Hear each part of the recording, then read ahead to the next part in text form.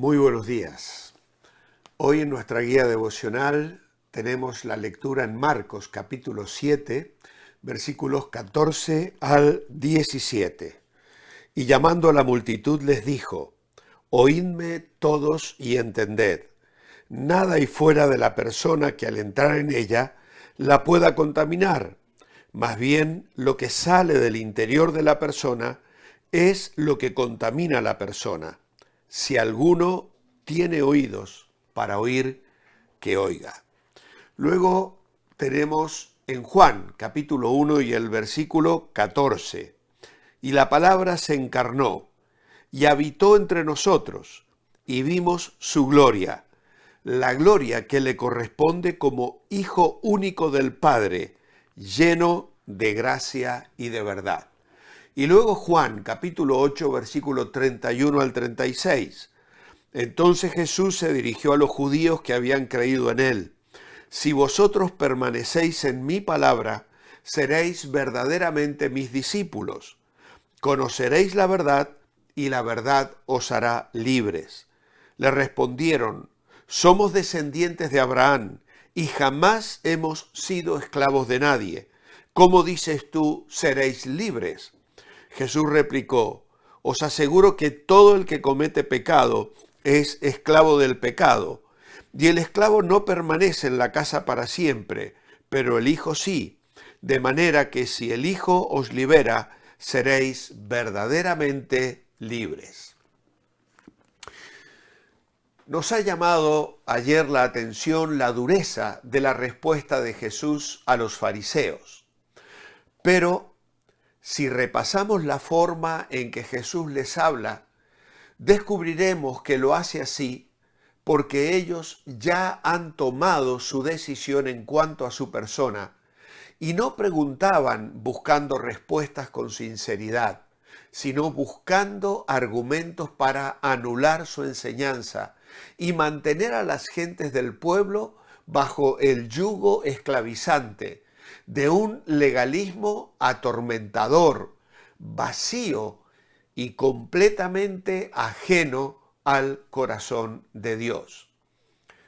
El hipócrita es una persona que esconde o trata de esconder sus verdaderas intenciones bajo una máscara de pretendida virtud. Por eso, de hipócrita. Según el mensaje que estamos estudiando, honran a Dios con los labios, pero su corazón está lejos de Él. Las dos últimas líneas del versículo 7 afirman además que con el pretexto de enseñar doctrinas de origen divino, están realmente enseñando preceptos de hombres. Enseñan reglas y normas puntillosas y antojadizas, dispuestas por antiguos rabíes legalistas, meros hombres realmente que hilaban muy fino y que las transmitían de una generación a otra. En el Evangelio de Juan hemos leído que ellos conocieron a Jesús como lleno de gracia y de verdad. Pero estos asesinos de la gracia no solo se oponían a la gracia en cuanto a la salvación que Jesús nos vino a traer, sino también a un estilo de vida libre, fruto de la libertad que el Hijo comunica a los que creen en Él. Y de esto hemos leído en el capítulo 8 del Evangelio de Juan. Si el Hijo os libertare, seréis verdaderamente libres. Esta frase, asesinos de la gracia, acuñada por Charles Swindoll en uno de sus libros acerca de precisamente la gracia de Dios, nos explica con una claridad detallada la actitud de los legalistas que trabajan estrechamente en la vida de las iglesias, matando la libertad, aplastando la gracia y lamentablemente haciendo tanto daño en la vida de las iglesias hoy.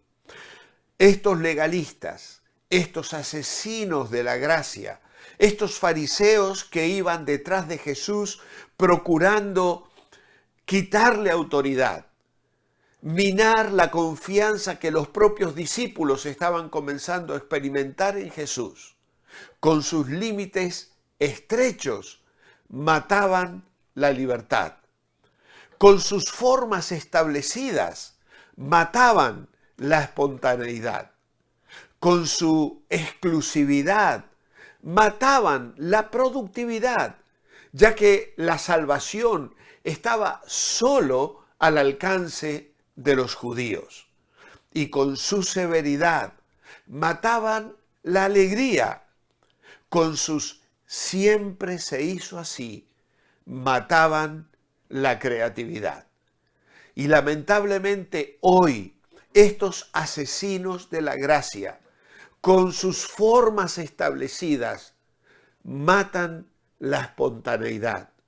En la vida de las iglesias, muchas veces caemos en una especie de límites que nos autoimponemos y dejamos de vivir en la libertad gloriosa de los hijos de Dios. Nos sentimos exclusivos y pensamos que Dios solo se mueve a través de las estrechas miras de nuestra forma de entender la vida cristiana y de servir al Señor. Y nos olvidamos que Dios trabaja y sigue trabajando aún hoy a través de la vida de muchas personas que no se adaptan a nuestras formas, pero que son instrumentos útiles en las manos del Señor. Con su severidad mataban la alegría y lamentablemente la religión de hoy entiende que la espiritualidad debe trabajarse en una especie de solemnidad triste, lacrimógena y opaca, cuando en realidad la relación con Dios debe llevarnos a un fluir de alegría y de gozo genuino que nos hace estar felices y alegres en la presencia de Dios. Con lo siempre se hizo así, matamos la creatividad porque no queremos experimentar nuevas maneras de hacer las cosas y nos quedamos enclaustrados en aquellas formas que aprendimos de nuestros padres y de nuestros abuelos. Pero una iglesia viva es una iglesia creativa que abre nuevos caminos para proclamar el Evangelio y llevar el mensaje a las almas que están sin Cristo y sin salvación.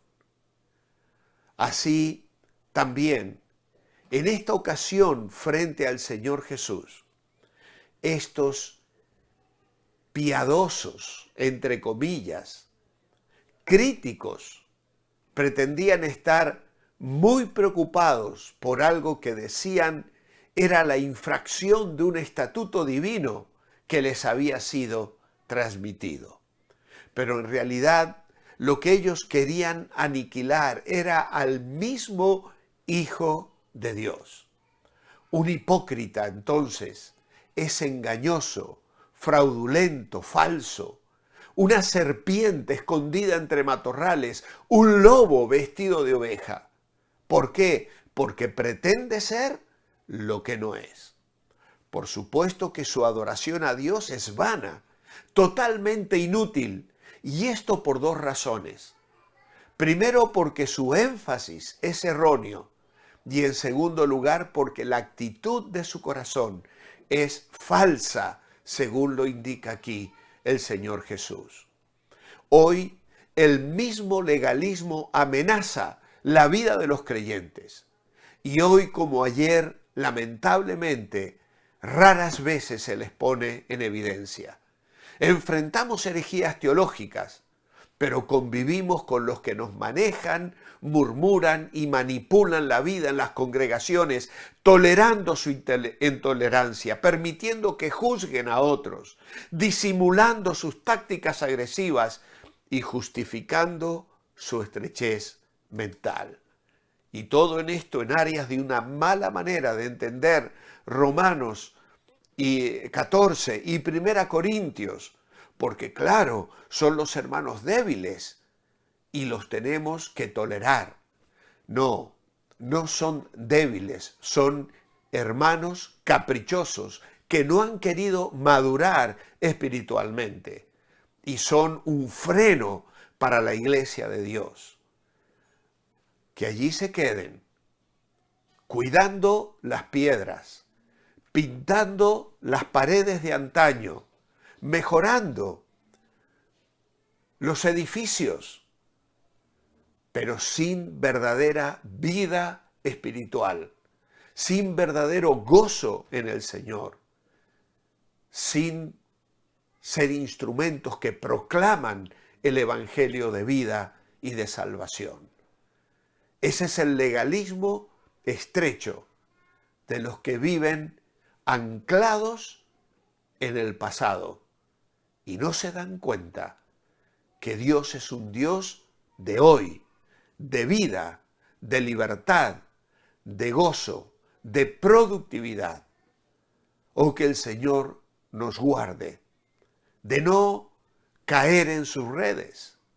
No queremos ofenderles ni ponerles incómodos y sacrificamos las nuevas generaciones que agonizan encadenadas a la forma de hacer las cosas como siempre se hicieron. Mientras perdemos eficacia, dejamos de comunicar el mensaje y nos aislamos de aquellos a los que tenemos que alcanzar para Cristo. Jesús les llama y les pide que reflexionen sobre el problema fundamental. ¿Qué es puro y qué es impuro? La fuente contaminante no nos llega desde afuera. El problema lo tenemos adentro. Por lo tanto, es allí donde tenemos que mirar para encontrar la solución. La impureza derivada de comer con manos impuras no trae impureza moral. La impureza moral es la que realmente nos contamina y para anularla, nuestros corazones deben ser transformados. Lo que Jesús dice, por tanto, es que la contaminación real no es la física, sino la moral y espiritual. La contaminación, en otras palabras, se originan en el corazón. Y Jesús cierra esta sección más tarde, lo veremos mañana, en el versículo 23. ¿Por qué? Porque dice que todas estas cosas inicuas proceden de dentro y contaminan al hombre. Ya en el capítulo 6, versículo 52, vimos que el concepto bíblico de corazón apunta al centro de donde fluye toda la vida humana. Ahora bien, si los vicios mencionados luego en el versículo 21 y 22 proceden del corazón del hombre, no cabe duda de que estos contaminarán toda su vida intelectual, emocional y todas sus decisiones. Lo que uno debe hacer, por lo tanto, es orar para que le sea dado un corazón nuevo, transformado, y no deberíamos procurarnos mucho del asunto de las manos sin lavar. La corrupción verdadera es la moral y espiritual, no la física. Y es David quien lo expresa de forma muy hermosa cuando dice en el Salmo 51, crea en mí, oh Dios, un corazón limpio y renueva un espíritu recto dentro de mí. Mi oración escrita esta mañana. Amado Padre, qué maravilloso es conocer a un Dios de gloria y verdad. Esas cosas las trajo Jesús a nuestra vida para que podamos experimentar la verdadera y real libertad. Que vivamos tal como tú quieres que lo hagamos, en servicio, amor y comunión contigo. Te bendecimos hoy en tu nombre. Amén. Amados hermanos, os espero mañana, miércoles. Mientras tanto, manteneos bendecibles, recordando que lo que os deleita os dirige.